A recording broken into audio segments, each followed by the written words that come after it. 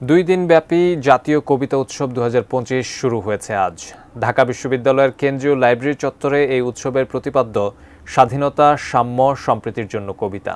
জাতীয় কবিতা উৎসবে আছেন সহকর্মী সাইমুম জান্নাত।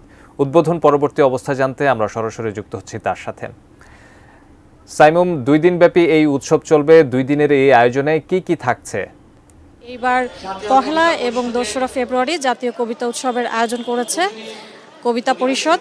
তো আজকের অনুষ্ঠানের প্রধান অতিথি ছিলেন সংস্কৃতি উপদেষ্টা মোস্তফা সরওয়ার ফারুকী। উনি ইতিমধ্যেই ওনার মূল্যবান বক্তব্য দিয়েছেন। এখানে উপস্থিত ছিলেন কবিতা পরিষদের আহ্বায়ক মোহন রায়হান এবং সদস্য সচিব ছিলেন রেজাউদ্দিন স্টালিন।